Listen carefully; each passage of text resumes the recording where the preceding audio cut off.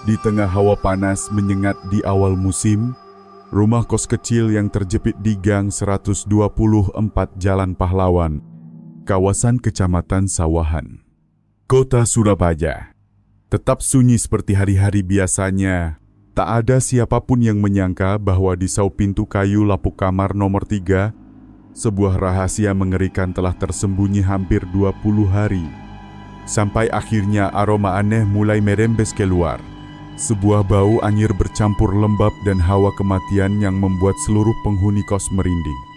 Mengapa gadis bernama Rani Putri tiba-tiba hilang tanpa ada seorang pun menyadari? Mengapa seluruh penghuni gang diam saja meski sempat mendengar suara pertengkaran pada malam itu?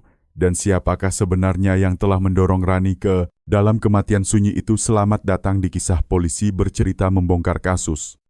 Tempat berbagai peristiwa kriminal nyata dihidupkan kembali. Dengan firasat-firasat mengganggu dan kenyataan yang seringkali baru tampak saat semuanya sudah terlambat. Bila Anda menyukai kisah investigasi, tinggalkan komentar dan berlangganan agar tidak melewatkan cerita berikutnya. Gang 124 Jalan Pahlawan, nama yang hampir tak pernah diperhatikan di tengah keramaian kota Surabaya, tersembunyi di belakang lapangan parkir truk tua dan gudang kayu tak terpakai.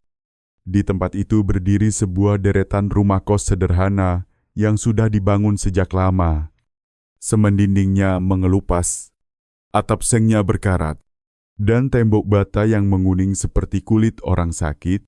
Kamar-kamar kecilnya sempit bagaikan kotak, hanya cukup untuk menaruh ranjang tunggal dan sebuah meja kayu kecil. Tempat itu menjadi persinggahan sementara bagi berbagai jenis orang buruh pabrik, mahasiswa putus kuliah, mereka yang baru bercerai, atau siapa saja yang hanya butuh ruang sunyi untuk bersembunyi dari kehidupan. Bu Sri Wahyuni, berusia 42 tahun, tinggal di kamar nomor 2, tepat di samping kamar nomor 3 milik seorang gadis bernama Rani Putri. Selama 2 tahun terakhir, Rani nyaris tidak berinteraksi dengan siapapun. Ia bekerja sebagai staf administrasi di sebuah bengkel logam. Berangkat pagi pulang larut.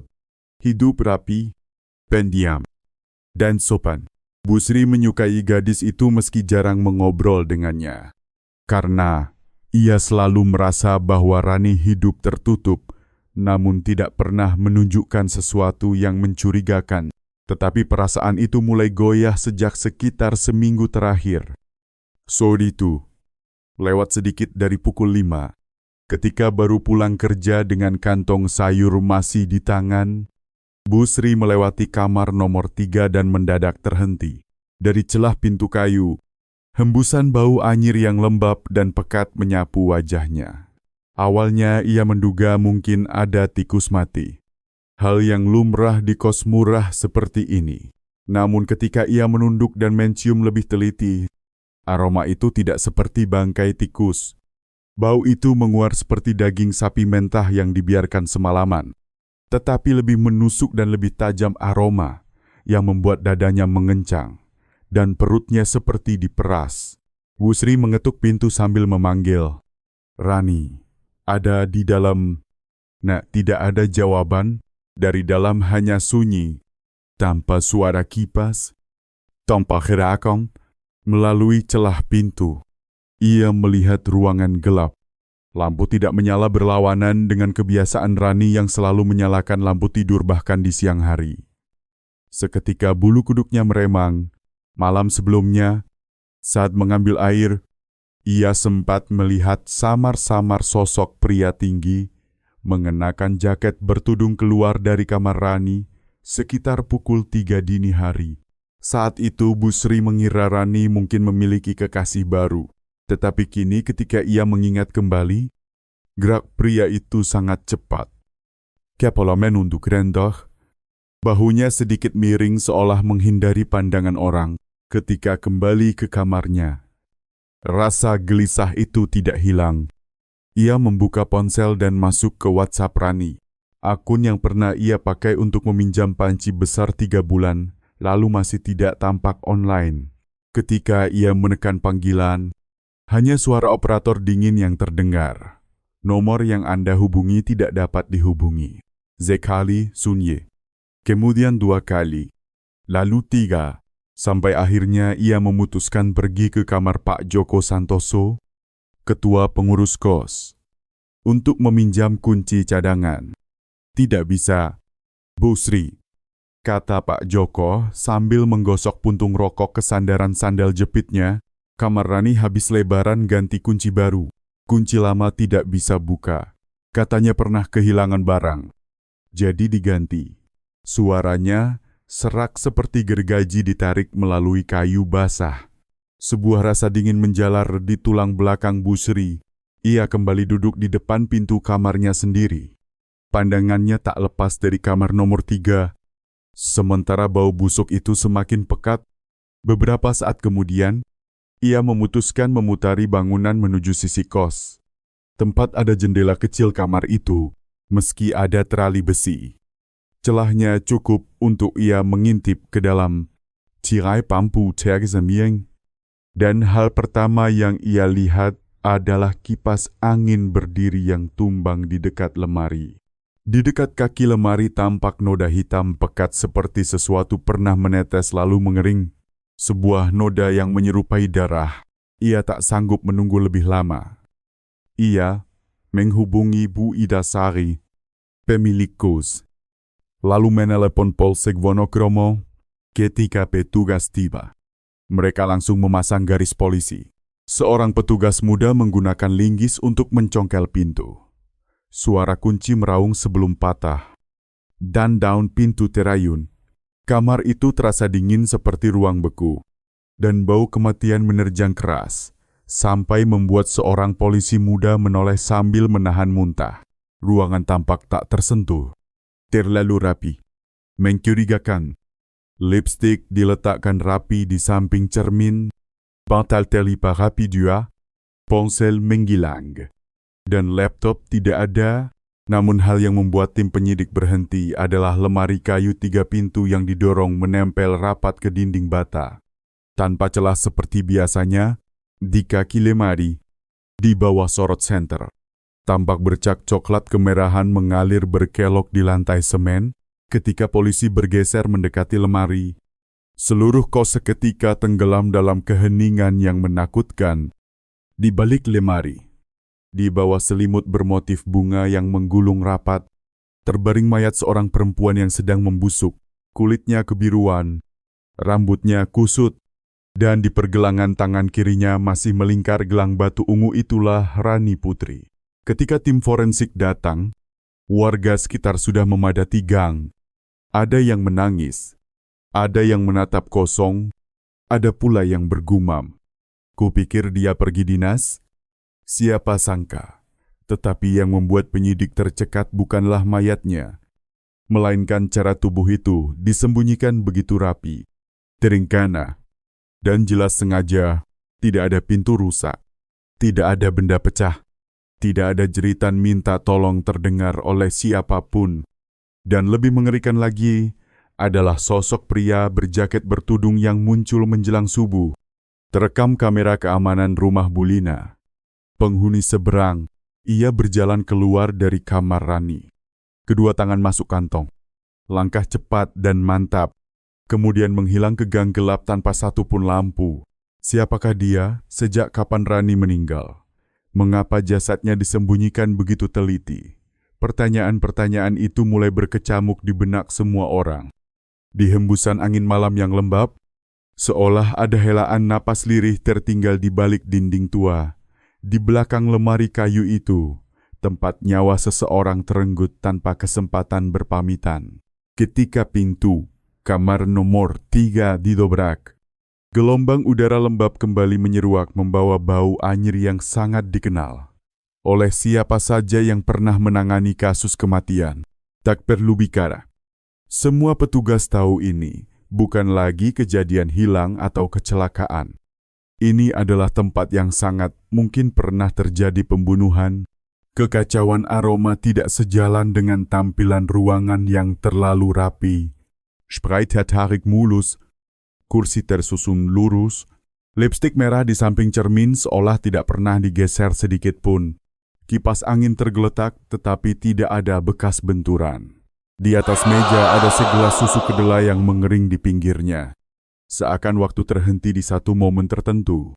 Kerapian itu janggal sebuah tanda dari upaya pembersihan yang disengaja. Penyidik Andi Pratama dari Satuan Reskrim Polrestabes Surabaya mendekat ke dinding kiri. Ia menunduk memeriksa lemari kayu 3 pintu. Tampak biasa.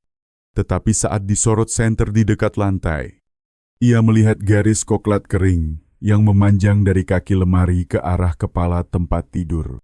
Ia mengeluarkan penggaris aluminium dan menyelipkannya sedikit ke bawah lemari. Ketika didorong perlahan, terdengar gesekan baru. Bukan suara kayu lapuk. Lemari ini baru saja digeser. Katanya lirih. Tegang. Beberapa menit kemudian, 2 petugas muda membantunya menggeser lemari itu. Saat lemari bergeser dari dinding bata, ketiganya serempak tegak diam. Terpaku. Bau busuk menampar lebih keras. Menusuk hingga mual. Di balik lemari yang didorong ke sudut ruangan itu, tampak mayat seorang wanita yang membusuk, diselimuti selimut bunga warna gelap. Kepalanya miring. Rambutnya menutupi hampir seluruh wajah. Kedua lengannya tertarik ke dalam, dan di pergelangan tangan kirinya gelang batu ungu masih utuh. Namun penyidik segera melihat kejanggalan jari manisnya telanjang. Cincin amber yang selalu dipakai Rani hilang. Seluruh ruangan langsung disegel. Tim forensik memetakan ulang lokasi dan mengumpulkan bukti. Mereka memperkirakan usia korban antara 25 hingga 35 tahun, waktu kematian sekitar 4 hingga 6 hari sebelumnya. Terdapat tanda benturan di kepala. Tanpa bekas cekikan atau perlawanan besar, hanya beberapa memar di siku dan bahu.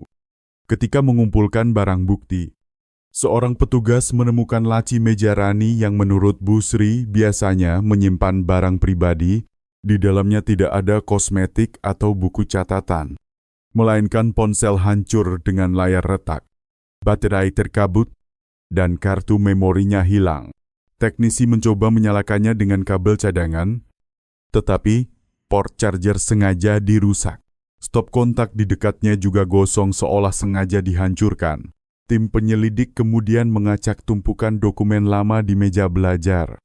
Dalam sebuah buku bersampul hitam, terselip secarik kertas menguning dengan tulisan tangan perempuan. Aku pernah memaafkan, tapi kalau kamu terus mengancam, jangan salahkan aku. Kata-kata itu singkat, nama memuat kemarahan, rasa takut, dan keputusasaan yang ditekan lama. Penyidik Andi meminta buku itu dijaga untuk pemeriksaan tulisan tangan. Pertanyaan pun muncul, siapa yang diancam Rani dan apa rencana Rani dengan kertas itu saat jasad diangkut untuk autopsi. Bu Sri, orang pertama yang menemukan kejanggalan, dibawa sementara ke Polsek Wonokromo. Ketika menunggu, ia bergumam lirih. Kenapa dia bisa ada di situ? Rani itu rapi sekali. Siapapun masuk kamarnya harus lepas sandal. Kenapa bisa begini dari para tetangga? Tim penyidik memeriksa rekaman kamera. Kamera di rumah Bu Lina merekam pria tinggi sekitar 175 cm. Tubuh kurus, berjaket bertudung. Meninggalkan kos pukul 2:18 dini hari, ia menuju gudang kayu tua. Tempat gelap tanpa kamera lain, meski diperbesar. Wajahnya tetap tersembunyi, namun langkahnya menunjukkan bahu kanan agak turun, ciri kecil yang bisa dibandingkan nanti. Penyelidikan diperluas. Polisi mengumpulkan rekaman tambahan dari kamera pengantar gas LPG, riwayat telepon Rani, serta transaksi bank 2 minggu sebelum hilang. Ponsel Rani yang hancur dibawa ke laboratorium forensik Polrestabes Surabaya untuk pemulihan data. Apa yang tersingkap di TKP sebenarnya sudah terlalu gamblang. Rani Putri jelas bukan bunuh diri. Dia dibunuh, dan pelakunya punya cukup waktu, punya persiapan, serta punya niat yang sangat sadar untuk membersihkan tempat kejadian, menghapus jejak, dan memutarbalikkan penyelidikan. Namun mengapa gelang batu itu dibiarkan tetap melingkar di pergelangan tangannya? Dan kenapa justru cincin yang diambil? Apakah hanya untuk mengelabui arah dugaan? Atau karena cincin itu sendiri menyimpan sesuatu yang istimewa? Siapa yang sebenarnya masuk ke kamar itu sekitar pukul 2 dini hari? Apakah pria berjaket bertudung itu yang menghabisi nyawa Rani? Dan pertanyaan terbesar, mengapa selama hampir 4 hari penuh tidak ada seorang pun menyadari bahwa Rani tergeletak di belakang lemari, beku dan sendirian. Persis seperti cara ia hidup selama kurang lebih 2 tahun terakhir di rumah kos ini, tak ada jawaban yang langsung muncul. Namun rangkaian temuan awal sudah cukup untuk mendorong kasus ini berbelok ke arah baru. Ke jalur di mana kebohongan dan ketakutan mulai muncul ke permukaan. Berasal dari keheningan mematikan orang-orang yang pernah mengenal Rani. Di Polsek Wonokromo, Kota Surabaya. Proses pemeriksaan berlangsung di sebuah ruangan kecil dengan lampu putih menerangi meja kayu penuh goresan. Di seberang penyidik Andi Pratama duduk seorang perempuan berusia sekitar 28 tahun. Berkulit cerah, rambut dikat rapi. Mengenakan jaket kain sederhana, wajahnya tampak letih. Kedua tangan saling menggenggam tak henti-henti seolah sedang menahan kegelisahan. Namanya Nurul Rahma. Sahabat sekaligus mantan teman sekamar Rani, yang pernah tinggal bersama korban lebih dari 1 tahun di kamar nomor 3. Sebelum pindah beberapa bulan yang lalu, Nurul menjelaskan bahwa sejak hari ke-9 setelah Lebaran, Rani sempat mengirim pesan bahwa ia harus dinas ke kota Bandung selama sekitar 1 minggu, lalu mendadak putus kontak. Nurul mengira Rani pulang kampung atau sibuk urusan pribadi. Jadi tidak terlalu memikirkan. Saat ditanya mengapa hampir 10 hari ia tidak mencoba menelepon atau menanyakan kabar Rani, Nurul hanya tersenyum kaku. Kami memang dekat, tapi bukan berarti tiap hari harus ngobrol. Dia memang sering begitu kok. Andi membuka ponsel dan memutar layar ke arahnya. Menampilkan deretan pesan WhatsApp di antara mereka berdua.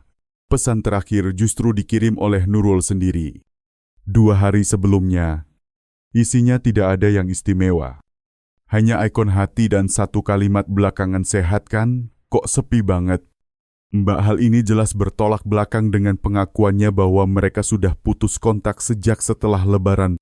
Wajah Nurul seketika memucat beberapa detik. Ia merapikan rambutnya. Bibirnya terkatup rapat. Saat melanjutkan bicara, suaranya tidak lagi selancar tadi. Oh iya, aku lupa. Kupikir pesan itu dikirim sebelum Lebaran. Salah ingat tanggal. Andi menatapnya tanpa berkedip. Seorang penyidik berpengalaman tidak perlu membentak untuk membuat orang tergelincir dalam kontradiksi. Cukup memberi ruang hening di saat yang tepat, dan Nurul sedang berjalan tepat ke dalam jebakan itu. Terakhir kali kamu bertemu Rani kapan, tanya Andi datar. Nurul menunduk ke meja, beberapa detik baru menjawab. Mungkin sekitar pertengahan bulan 2. Aku sempat mampir ke kamar Rani ambil barang-barangku yang masih tertinggal. Kami ngobrol biasa saja. Nggak ada yang aneh. Kamu ambil barang apa? 1 kotak kosmetik. Dan kayaknya sempat lihat cincin amber milik dia di dalam laci meja. Jawabannya keluar agak tergesa. Lalu ia melirik cepat. Kalimat itu cukup membuat 2 penyidik saling pandang. Menurut berita acara olah TKP, laci meja Rani benar-benar kosong. Hanya ada beberapa lembar kertas putih dan sebuah kotak ballpoint. Tidak ada cincin, tidak ada kosmetik, dan jelas tidak ada tanda-tanda laci baru saja dibuka. Semua permukaan tertutup debu tipis seolah sudah lama tidak tersentuh.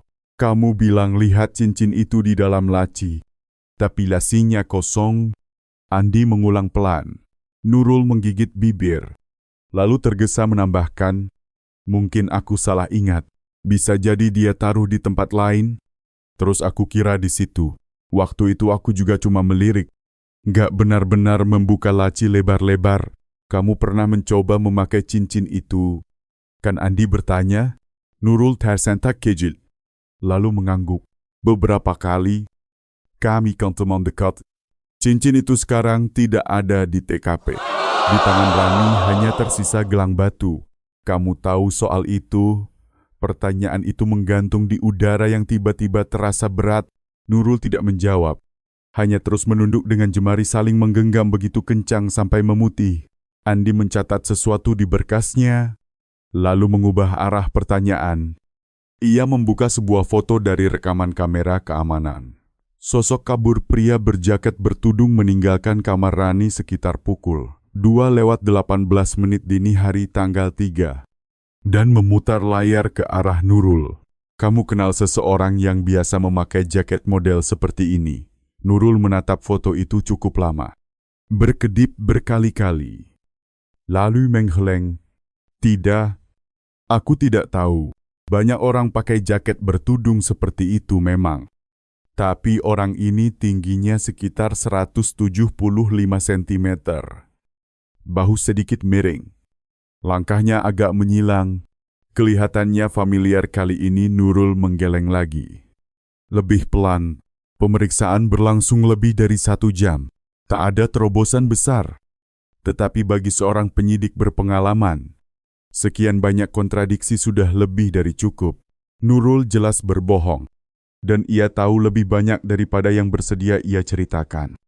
Yang belum terjawab adalah apa yang sebenarnya ditakutinya keluar dari ruang pemeriksaan.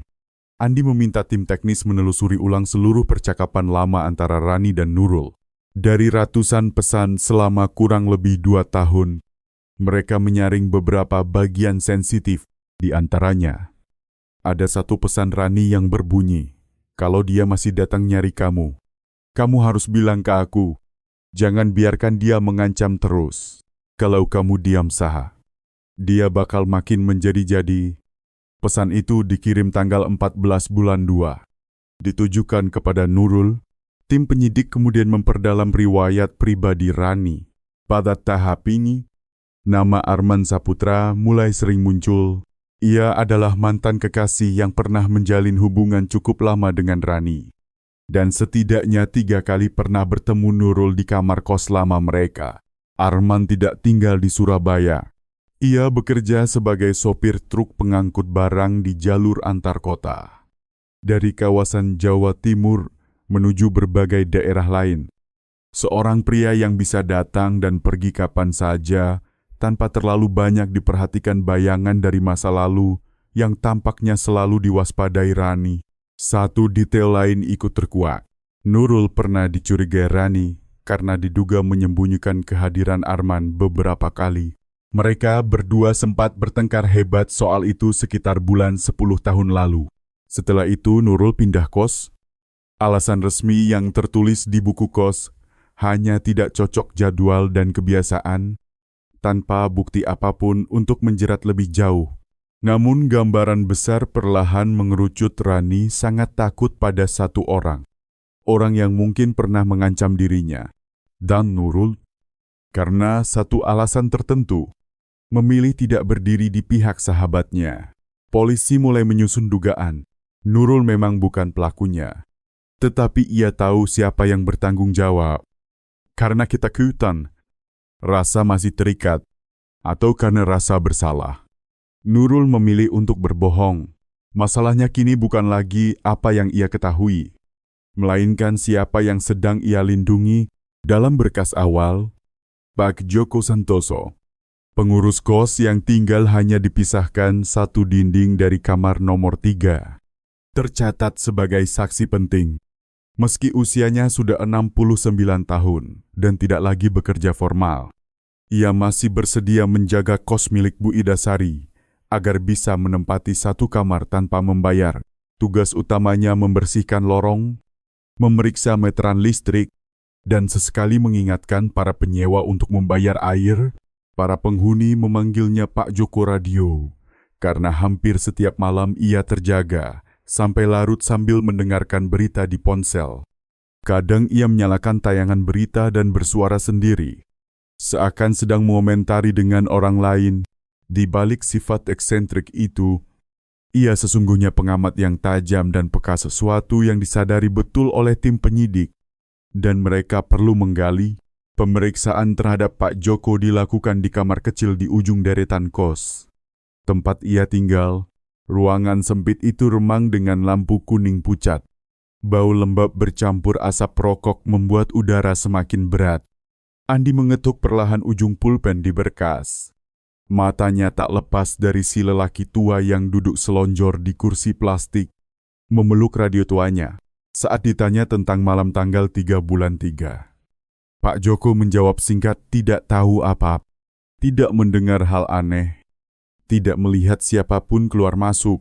Andi menyipitkan mata, membuka salah satu lembar hasil cetakan kamera milik Bu Lina, lalu meletakkannya di meja. Dalam foto itu, tampak sosok Pak Joko sedang duduk di teras, memegang ponsel. Pada jam yang sama, pria tak dikenal tampak keluar dari kamar Rani. Di belakang punggung Pak Joko, lampu kamar nomor 3 terlihat berkedip. Waktu itu lampu kamar Rani menyala. Bapak lihat, kan, tanya Andi. Pak Joko terdiam beberapa detik, lalu menggentus pelan.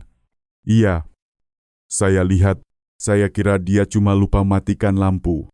Lalu setelah itu, ya habis itu lampu mati. Selesai, ia terkekeh kecil, tetapi suaranya terdengar kering. Andi meletakkan di hadapannya rangkaian tangkapan layar lain yang menunjukkan rentang waktu antara pukul 2:14 hingga 2:21 dini hari. Pada pukul 2:18, sosok pria berjaket keluar. Dan hanya beberapa detik setelahnya, lampu kamar nomor 3 padam. Keduanya hampir pasti berkaitan. Jadi Bapak masih mengira itu Rani yang mematikan lampu, tanya Andi pelan. Kali ini Pak Joko tidak langsung menjawab. Ia mematikan rokoknya di tepi sandal. Menghela napas panjang. Saya kira mereka balikan. Dia sama laki-laki yang dulu sering datang. Pikir saya urusan pacaran. Jadi saya nggak mau ikut campur. Laki-laki yang mana itu? Sopir truk. Saya lupa namanya. Badannya besar. Bahu sedikit miring. Tiap datang selalu pakai jaket. Waktu bantu Rani beres-beres barang, dia muncul beberapa kali. Keterangan itu cocok dengan ciri di kamera. Andi hanya mencatat, tidak memotong.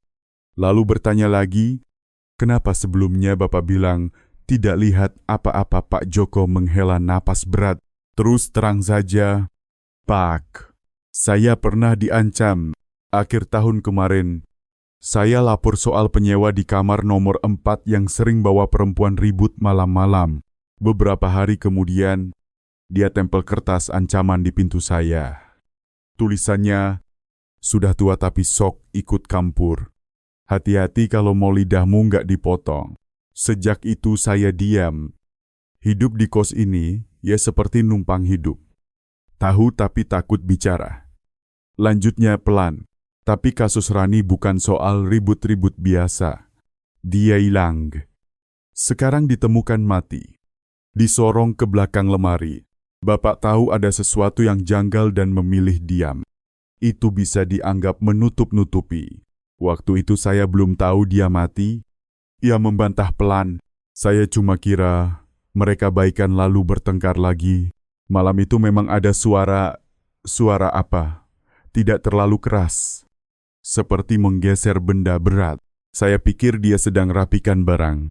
Setelah itu hening. Andi meluruskan punggung, meletakkan pulpen di atas meja. Bapak dengar, jelas suara geseran ia.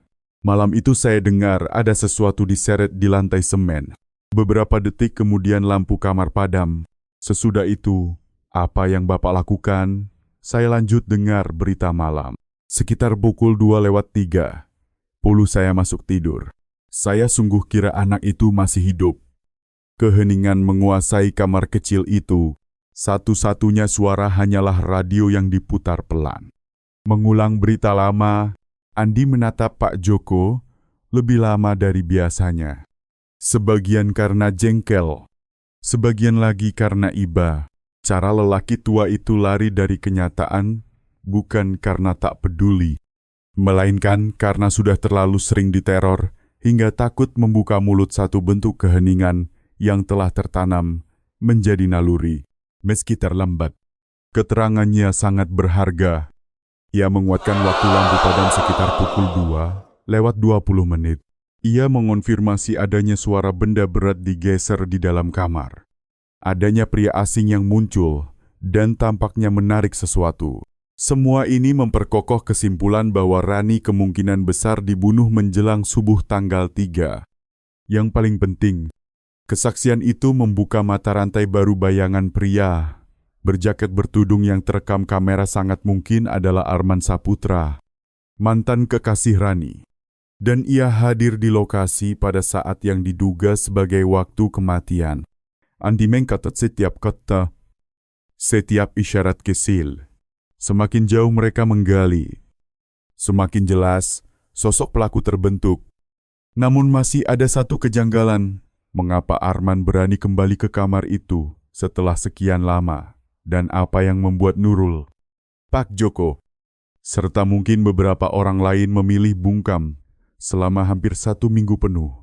Setelah Rani menghilang, jawabannya tampaknya tidak akan ditemukan dalam ucapan mereka, melainkan pada satu detail kecil yang belum tersentuh, sebuah jejak yang terabaikan, atau sepotong bukti yang sedang disembunyikan oleh seseorang.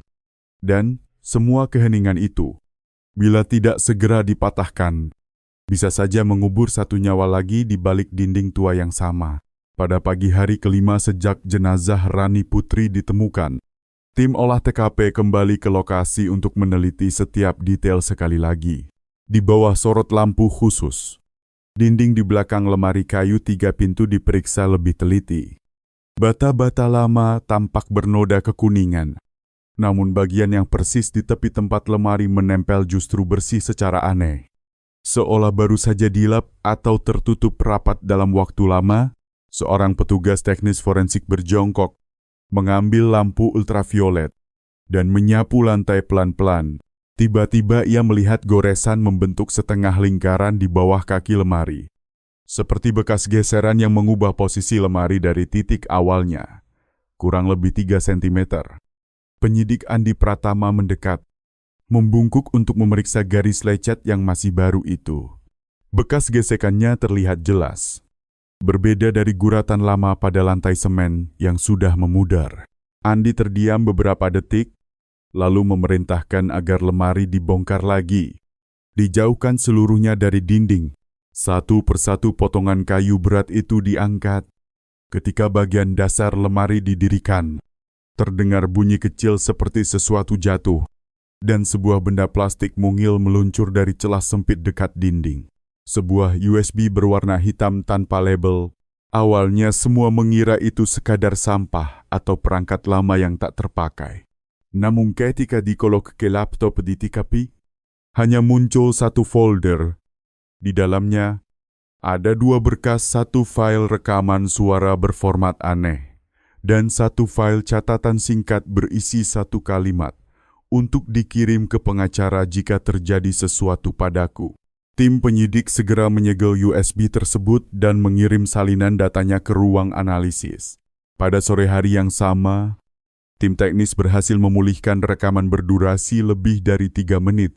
Suaranya cukup jelas, seorang pria berteriak dengan nada kasar. Disusul suara perempuan yang berusaha melawan dengan lemah. Terdengar beberapa benda menghantam, lalu bunyi satu hantaman keras, seolah sesuatu yang berat membentur lantai semen. Setelah itu terdengar suara perempuan menjerit, "Jangan mendekat, aku sudah rekam. Rekaman ini akan kuberikan ke pengacara." Suara pria itu membalas dengan nada menggeram penuh marah, "Berani-beraninya kamu." Lalu rekaman terputus mendadak oleh satu benturan yang lebih keras. Setelah itu hening, seluruh ruangan analisis tenggelam dalam diam yang berat. Andi segera memerintahkan agar suara pria dalam rekaman dibandingkan dengan suara semua orang yang pernah muncul dalam berkas perkara. Sementara itu, tim lapangan mulai menyusun daftar orang yang mungkin sempat berada dekat TKP dalam kurun 2 minggu sebelum waktu kematian. Satu nama muncul secara tak terduga, Fajar Setiawan. Penyewa sementara di kamar B, hanya terpisah 1 dinding dari kamar Rani. Menurut data pemilik kos, Fajar mulai menyewa tepat pada hari ke-6 setelah Lebaran. Mengaku hanya butuh tempat singgah beberapa hari sambil menunggu proyek bangunan di Kabupaten Sidoarjo, Kecamatan Taman, dimulai. Namun ia hanya bertahan 4 malam. Lalu pada pagi tanggal 2 bulan berikutnya, pergi terburu-buru tanpa pemberitahuan. Saat dihubungi untuk dimintai pembayaran listrik, ia hanya menjawab sedang sibuk, akan mengirim uang kemudian, lalu mematikan ponsel. Fakhar, berusia sekitar 27 tahun, bekerja sebagai buruh bangunan lepas dan tidak memiliki dokumen kependudukan di kota Surabaya. Berkas domisili sementaranya tidak lengkap. Foto yang menempel pun buram. Namun pemilik kos memastikan bahwa Fajar pernah bertanya-tanya tentang cewek cantik di kamar sebelah dan pernah terlihat mengobrol dengan Rani di lorong kos pada pagi hari. Atas perintah Andi, petugas menghubungi kepolisian di Kabupaten Sidoarjo, Kecamatan Taman, untuk memeriksa proyek yang disebut-sebut Fajar. Sebuah perusahaan konstruksi di sana membenarkan bahwa mereka sempat menerima lamaran kerja atas nama Fajar Setiawan. Tetapi kontrak dibatalkan karena ia tidak pernah datang sesuai jadwal. Terakhir kali Fajar terlihat adalah pada suatu sore.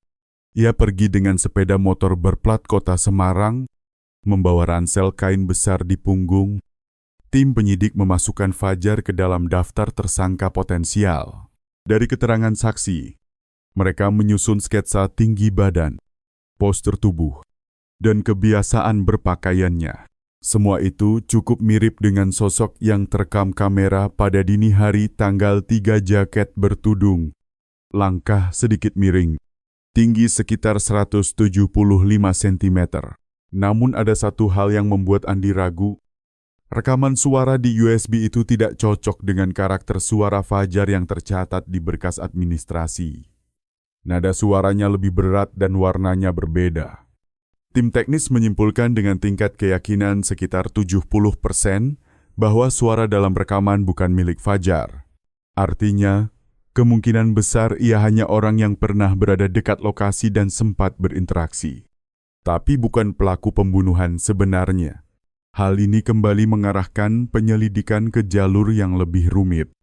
USB yang tersembunyi rapi di belakang lemari jelas merupakan alat yang disiapkan Rani untuk melindungi dirinya sendiri. Ia merekam suara, memberi kata sandi pada file, lalu membuat folder khusus untuk pengacara. Semua itu membuktikan bahwa ia sepenuhnya sadar betapa besar ancaman yang sedang mengintainya.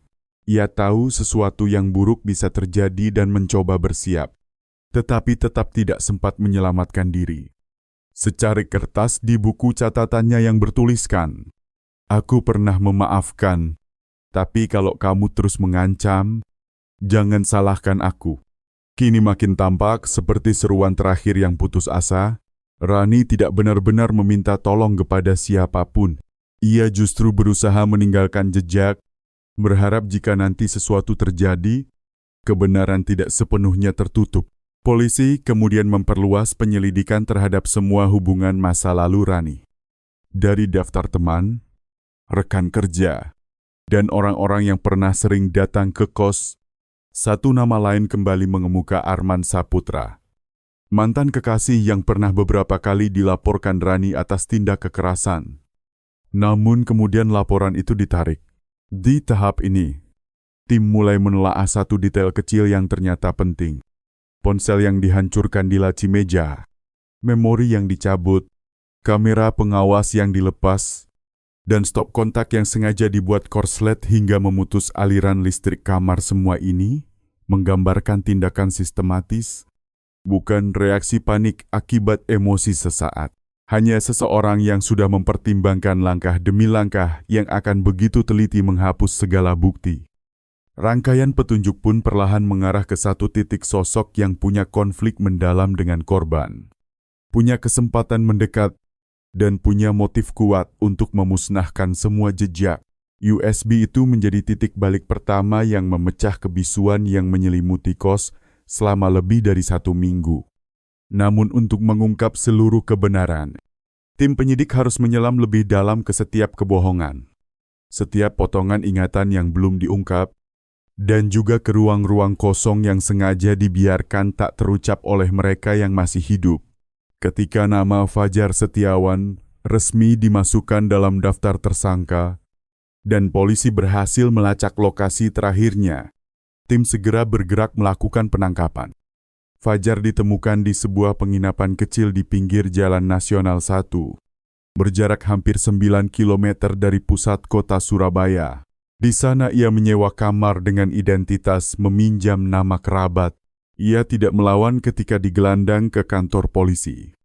Tetapi raut wajahnya jelas menyimpan ketakutan bukan semata-mata karena takut dituduh membunuh, melainkan karena ia tampak benar-benar tidak mengerti mengapa dirinya begitu cepat dijadikan target penangkapan. Di ruang pemeriksaan, Fajar mengaku hanya tinggal di kos itu selama 3 malam. Lalu pergi karena merasa suasananya berat dan tidak nyaman. Ia bersikeras tidak mengenal Rani Putri. Hanya kebetulan beberapa kali berpapasan saat mengambil air, namun pernyataan itu segera dipatahkan oleh keterangan Burina, penyewa kamar di sebelah, yang pernah mendengar Fajar iseng bertanya tentang Rani. Kalimat yang paling diingatnya dan membuatnya tidak nyaman adalah ketika Fajar berkata, "Sewek kamar nomor 3 itu tajir banget. Emasnya banyak, pasti pacaran sama orang kaya." Ucapan yang semula terdengar remeh, dalam konteks saat ini berubah menjadi pisau yang menusuk alasan-alasan Fajar. Saat dikonfrontasi, Fajar mula-mula menyangkal, lalu mengatakan ia cuma bercanda. Andi terus menekan dengan pertanyaan, "Kalau kamu tidak tertarik, kenapa bisa ingat dia pakai banyak perhiasan emas? Kalau tidak pernah dekat, bagaimana kamu tahu dia punya pacar yang kadang datang pakai truk?" Fajar terdiam. Keringat mulai membasahi punggung bajunya. Pemeriksaan mencapai titik memanas ketika polisi mengungkapkan bahwa suara pria dalam rekaman USB tidak cocok dengan suara Fajar. Tim ahli suara telah menggunakan perangkat lunak untuk membandingkan warna suara, frekuensi, dan pola pelafalan. Hasilnya orang di rekaman itu memiliki suara lebih berat, artikulasi jelas, dengan huruf-huruf tertentu yang diucapkan tajam sangat berbeda dengan suara Fajar yang cenderung sengau, tidak bulat, dan terputus-putus. Selain itu, ketika mencocokkan jejak sepatu di TKP, ada jejak sol sepatu yang sedikit bergeser di bagian ujung kaki. Diperkirakan berukuran sekitar 42. Sepatu yang dipakai Fajar saat ditangkap berukuran 40. Jenis murah dengan sol datar yang sudah aus rata di kedua sisi. Ia mengaku tidak punya sepatu lain karena tidak sanggup membeli. Serangkaian bukti tak langsung yang semula mengarah padanya mulai goyah. Meski Fajar memang punya catatan kriminal, pernah ditangkap 2 tahun lalu karena membobol bagasi motor di pasar. Tidak ada satupun elemen di TKP yang betul-betul menempatkannya di sana saat pembunuhan terjadi. Pada waktu lampu kamar Rani berkedip dan kemudian padam sekitar pukul 2:20 dini hari, Fajar mengaku sedang tidur di kos. Tetapi faktanya, ia sudah meninggalkan kos pada pagi tanggal 2. Sehari sebelum itu, dengan demikian, mustahil ia berada di lokasi ketika Rani diduga dibunuh pada dini hari tanggal 3. Ketika ditanya mengapa, ia pergi tiba-tiba tanpa memberitahu pemilik kos. Fajar beralasan karena sering terganggu suara-suara aneh di malam hari sehingga merasa takut. Polisi menilai alasan itu lebih mirip upaya lari dari kemungkinan ikut terseret perkara. Bisa saja ia melihat atau menyadari sesuatu yang janggal, lalu memilih kabur agar tidak repot. Setelah didesak, Fajar akhirnya mengaku pernah melihat seorang pria berada di area kos menjelang subuh pada hari ia hendak pindah. Tapi ia berkata tidak tahu siapa orang itu. Andi pun bertanya, "Kalau kamu betul-betul tidak bersalah, kenapa tidak cerita dari awal? Kenapa justru menyembunyikan bahwa ada orang asing yang kamu lihat masuk ke gang kos?" Fajar menunduk. Suaranya mengecil. Saya takut. Pak, saya sudah pernah masuk penjara. Saya tahu kalau bicara salah sedikit saja, saya bisa ditahan lagi. Saya tidak mau ikut-ikutan. Saya benar-benar tidak ada hubungan. Kalimat itu, meski menggambarkan kecemasan seseorang dengan rekam jejak buruk, sekaligus membuka arah pandang berbeda. Fajar kemungkinan besar memang bukan pelaku pembunuhan. Dan tampaknya ada pihak lain yang sengaja menanamkan berbagai tanda agar ia mudah dijadikan tersangka dari gosip soal Imas yang menggoda. Sampai waktu kepergiannya yang tampak mencurigakan, atas dasar itu, Andi memerintahkan penggeledahan menyeluruh di kamar nomor 4 kamar yang pernah ditempati Fajar. Di sana, mereka menemukan sepotong kertas sobek di celah lemari. Separuh kertas itu sepintas tampak mirip dengan tulisan di catatan Rani. Tetapi pemeriksaan forensik membuktikan bahwa gaya tulisannya berbeda. Ini justru menguatkan dugaan bahwa kertas itu bisa saja sengaja diselipkan seseorang untuk mengarahkan kecurigaan kepada Fajar. Pada saat yang sama, rekaman kamera dari rumah-rumah sekitar terus dianalisis. Satu potongan video dari ujung gang berhasil dipulihkan sekitar pukul 2:08 dini hari. Seseorang terlihat berjalan dari mulut gang, memakai topi bertepi, jaket bertudung, dan sarung tangan, melangkah cepat ke dalam. 10 menit kemudian, sosok yang sama kembali keluar dengan langkah tergesa. Ukuran tubuh dan cara bergeraknya sangat sejalan dengan sosok yang tertangkap kamera dekat kamar Rani. Ketika dianalisis frame demi frame, ahli forensik gambar memastikan bahwa orang dalam rekaman itu bukan Fajar. Tubuhnya lebih besar, gerakannya lebih yakin, dan tidak memiliki cara berjalan kaku khas Fajar. Hal itu berarti ada orang lain, dengan tujuan yang jelas, datang tepat pada waktu ketika korban diduga dibunuh, lalu pergi tanpa seorang pun menyadarinya. Tim penyidik menyimpulkan bahwa seluruh kehadiran Fajar Setiawan mulai dari saat ia pindah ke kos, ucapan-ucapannya yang sembrono, hingga momen ia meninggalkan tempat itu secara sengaja atau tidak telah dijadikan semacam tameng, mengalihkan perhatian dari pelaku sebenarnya. Kehadirannya seperti bidak catur yang sengaja didorong ke depan papan permainan, dan begitu namanya mulai tersisih dari daftar tersangka utama. Fokus penyelidikan langsung beralih pada satu nama lama yang berkali-kali muncul dalam catatan harian serta pesan pribadi Rani Putri, seseorang yang sempat lenyap lama dari hidupnya, lalu diam-diam kembali, melangkah dari kegelapan seperti bayangan yang senyap, berbahaya, dan penuh perhitungan.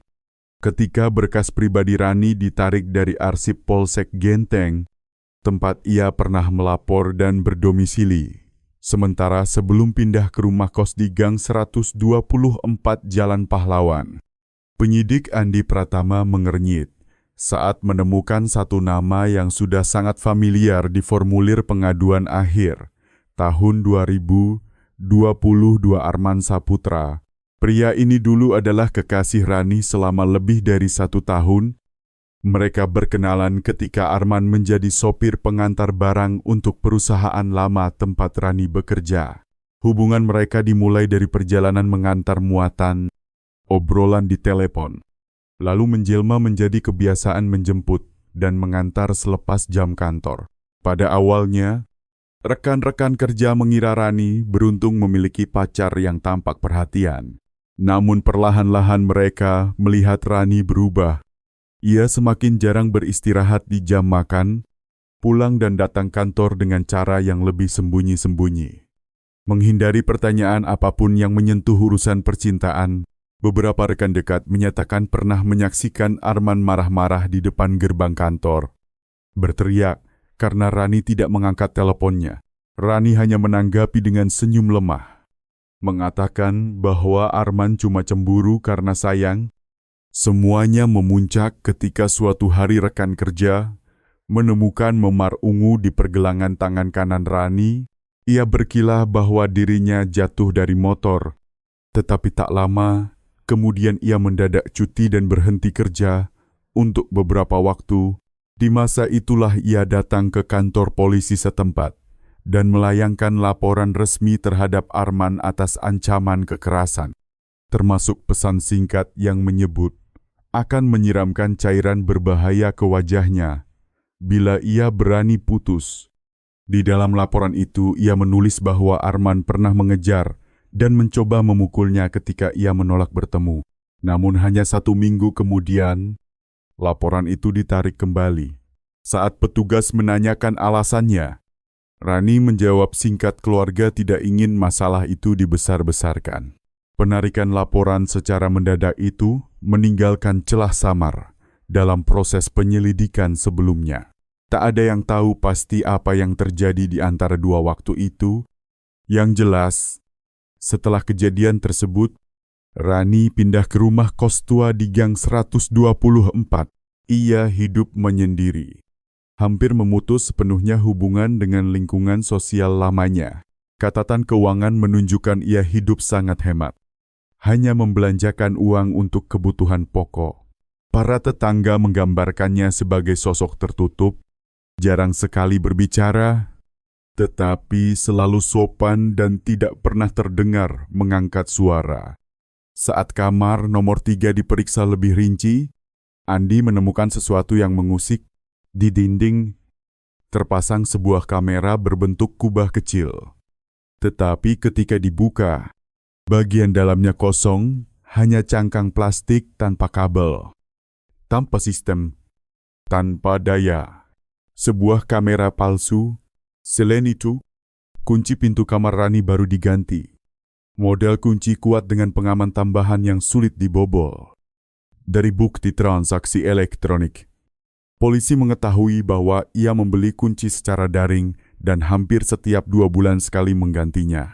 Ia juga memesan alat alam kecil bertenaga baterai yang hanya mengeluarkan suara nyaring tanpa terhubung ke jaringan manapun. Serangkaian tindakan tersebut menggambarkan seseorang yang hidup dalam ketakutan permanen, seseorang yang merasa sedang diawasi, atau setidaknya pernah diawasi. Ponsel lamanya yang ditemukan hancur di laci dengan baterai tercabut masih menyimpan cukup data untuk dipulihkan. Di dalam memori, polisi menemukan satu folder bernama Pertahanan Diri berisi banyak rekaman suara. Sebagian besar merupakan percakapan telepon penuh pertengkaran antara Rani dan seorang pria bersuara berat yang kerap menggunakan kalimat-kalimat mengontrol dan mengancam. Dalam salah satu rekaman bertanggal 10 bulan 2, suara perempuan yang diidentifikasi sebagai Rani berkata jelas, "Aku tidak butuh kamu mencintaiku. Aku cuma butuh kamu berhenti datang kembali seperti bayangan yang menempel." Suara pria itu tertawa pendek sinis, lalu mengancam, "Tidak ada yang mau sama kamu. Jangan sok pilih-pilih, jangan kira bisa sembunyi di kos reot itu dan semua beres." Paham dari frasa kos reot itu? Tim penyidik untuk pertama kalinya menyimpulkan bahwa Arman tahu persis di mana Rani tinggal sekarang. Meski ia selalu menyangkal masih berhubungan dan mengaku sudah lama putus. Rekaman paling penting justru yang tersimpan di USB belakang lemari. Disitulah pertengkaran paling sengit terdengar.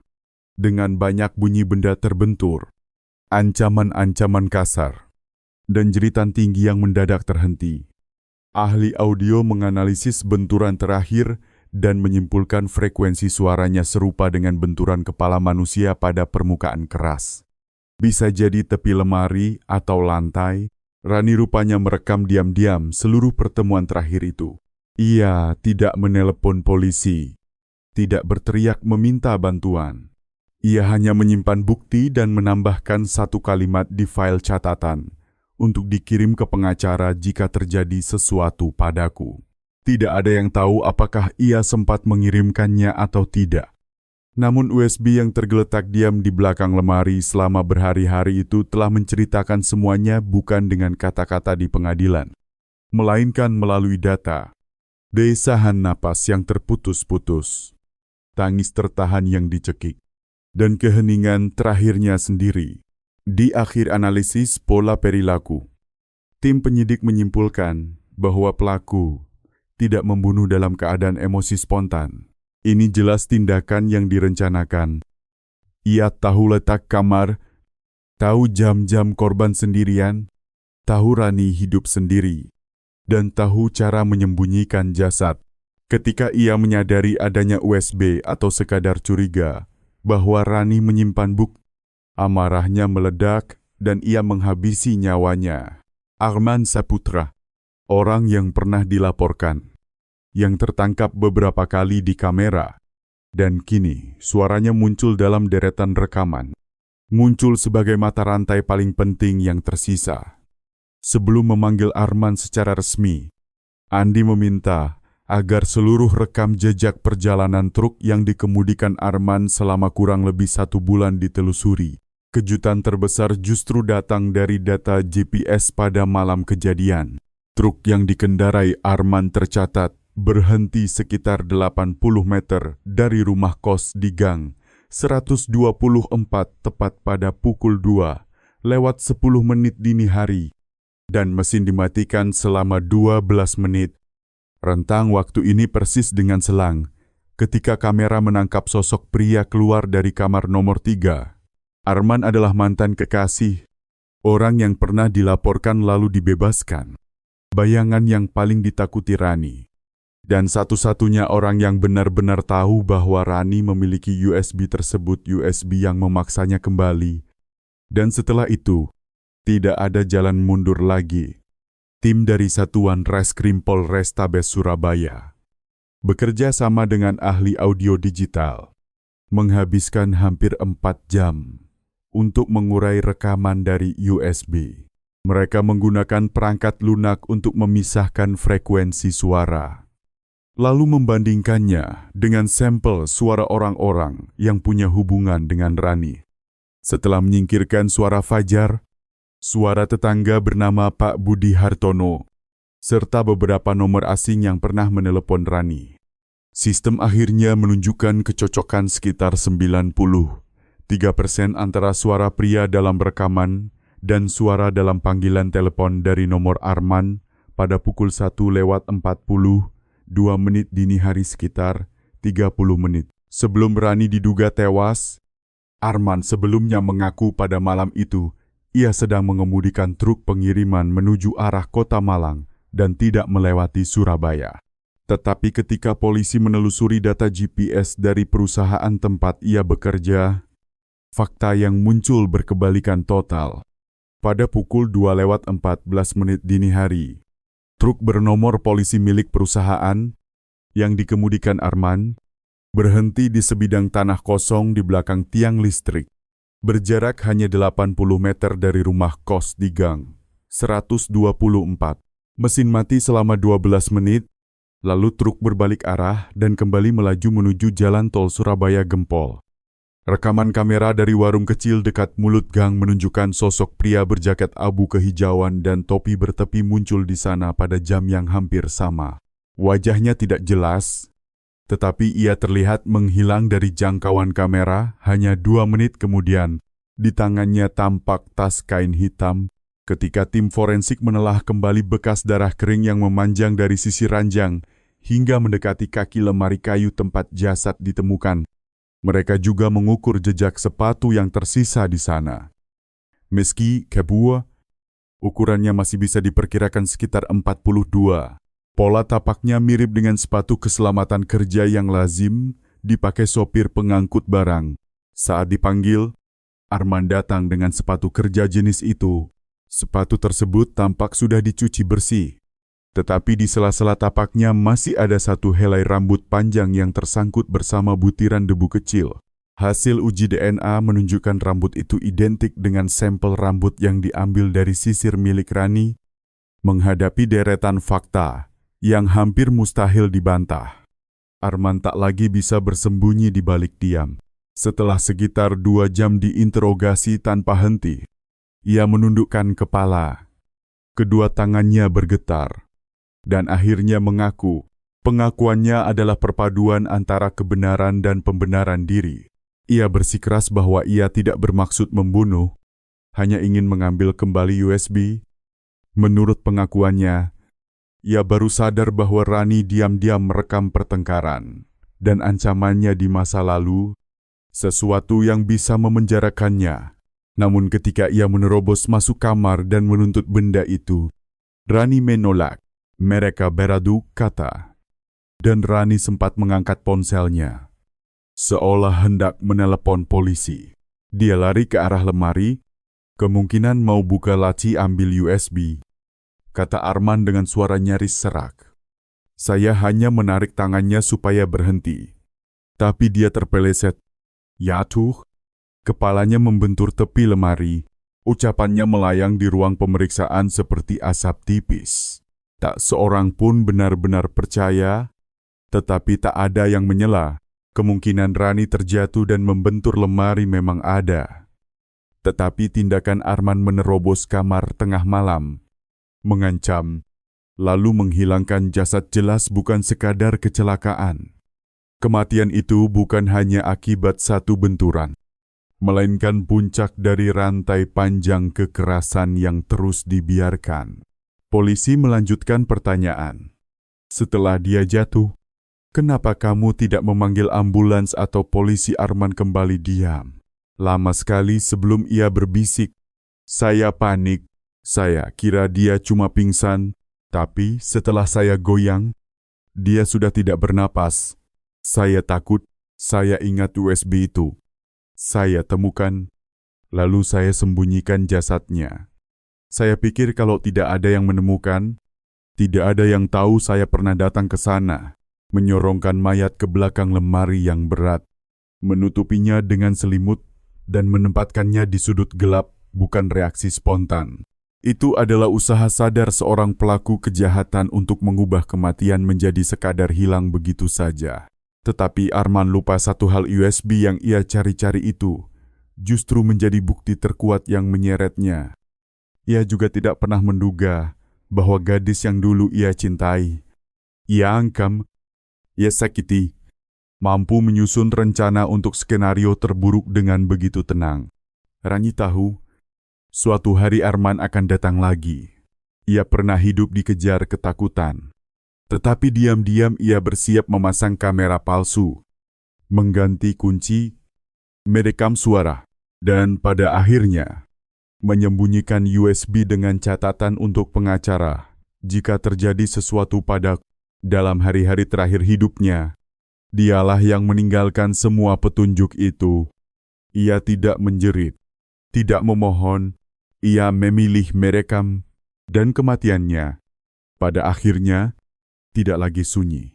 Ia berbicara melalui gelombang suara, melalui file rekaman, melalui suara pelakunya sendiri, yang tak mungkin lagi mengelak. Di bawah terik matahari siang di penghujung bulan 4, papan bertuliskan kamar kos disewakan. Hubungi Bu Hani sekali lagi tergantung di depan gang 120.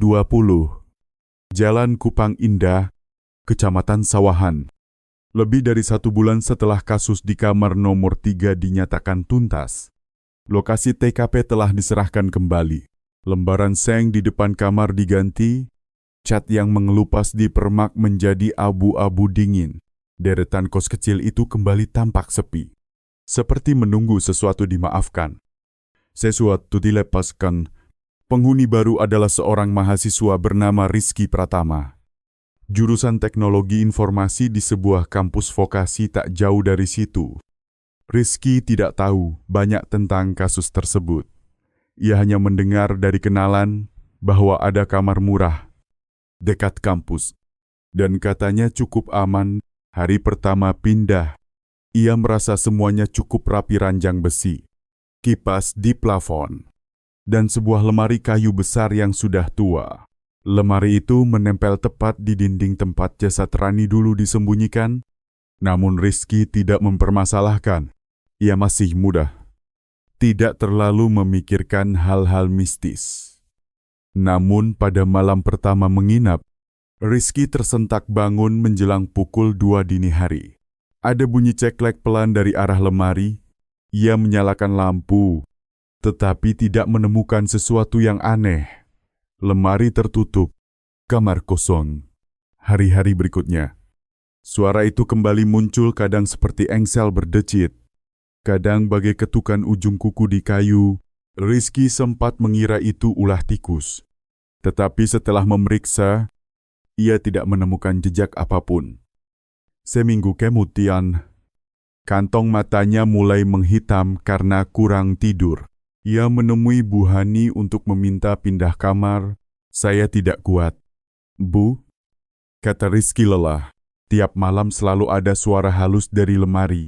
Tidak keras, tapi jelas, seperti ada yang berusaha membukanya. Bu Hani tidak banyak bertanya. Ia hanya menghela napas, lalu menyerahkan kunci kamar nomor 2. Malam itu, ia menelepon Bu Sri Wahyuni, perempuan yang dulu menemukan jasad Rani dan sering membantu membersihkan kos.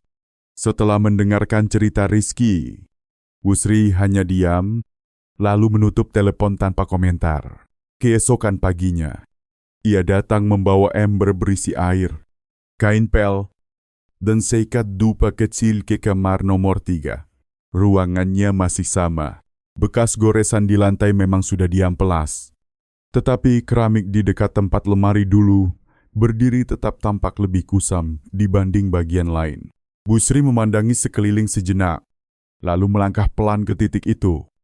Ia meletakkan ember, menggosok setiap sudut lantai, menyapu bekas-bekas tak kasat mata di sekitar dinding. Setelah beberapa saat, ia meletakkan alat pel, berlutut, dan menatap celah sempit antara dinding dan lantai. Tempat lemari dulu berdiri. "Rani," suaranya bergetar lirih. "Istirahatlah tenang." "Ya, nak," dari saku. Ia mengeluarkan seikat dupa, menyalakannya. Asap tipis perlahan mengisi kamar sempit itu, membuat udara seakan melunak. Bunyi-bunyi kecil yang biasa terdengar lenyap. Mungkin itu hanya hembusan angin. Mungkin hanya suara keramik memuai karena panas, atau mungkin sekadar bayangan dalam kepala orang-orang yang mengenal kisahnya. Namun bisa juga ada sesuatu yang akhirnya mereda. Kasus itu resmi ditutup dengan vonis 20 tahun penjara untuk Arman Saputra atas dakwaan memasuki rumah tanpa izin, melakukan kekerasan yang berakibat maut, dan menyembunyikan mayat. Sidang tidak berlangsung lama, dan ruangannya pun tidak penuh. Orang tua Rani tidak banyak bicara, hanya duduk diam di bangku belakang, menatap dengan mata yang tampak keruh. Yang paling banyak menangis justru adiknya, Dina Putri, siswi kelas 12 yang menunggu di luar ruang sidang. Tak sanggup melangkah masuk di dunia maya. Opini publik kembali terbelah. Ada yang menyebut peristiwa itu kecelakaan tragis, sekadar ledakan emosi. Ada yang menuntut hukuman seumur hidup, bahkan lebih berat, dengan alasan pelaku tak pantas diberi keringanan. Namun di luar pasal-pasal hukum dan angka hukuman, masih menggantung satu pertanyaan: mengapa Rani harus mati? Mengapa seorang perempuan yang pernah begitu kuat sampai belajar hukum sendiri, berani melawan pria kasar itu, akhirnya tewas tanpa suara? Hanya karena satu benturan yang tak ada saksi. Jawabannya sebenarnya tersembunyi dalam kehidupan Rani sendiri. Ia adalah perempuan yang pernah mengadu, pernah datang ke kantor polisi, pernah mengisi formulir laporan, pernah merekam bukti, bahkan pernah menangis di depan sahabatnya. Namun tidak ada yang sungguh-sungguh menolongnya. Tidak ada yang yakin bahwa ancamannya cukup berbahaya. Ia menarik kembali laporannya karena tekanan. Ia pindah kos karena merasa diikuti. Ia terus mengganti kunci karena tidak pernah merasa aman.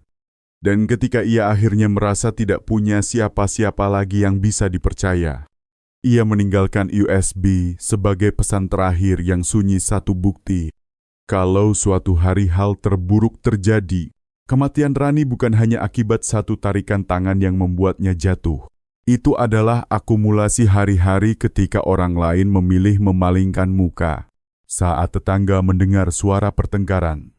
Mereka diam saat keluarga melihat ia sering mengganti nomor telepon.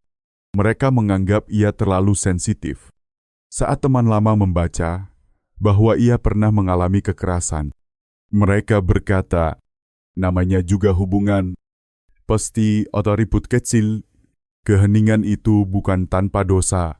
Dan ketika jasad Rani ditemukan, banyak orang yang terkejut. Mereka membagikan tautan berita. Menggekam kekerasan. Merasa iba pada gadis yang sudah tidak bisa membela diri.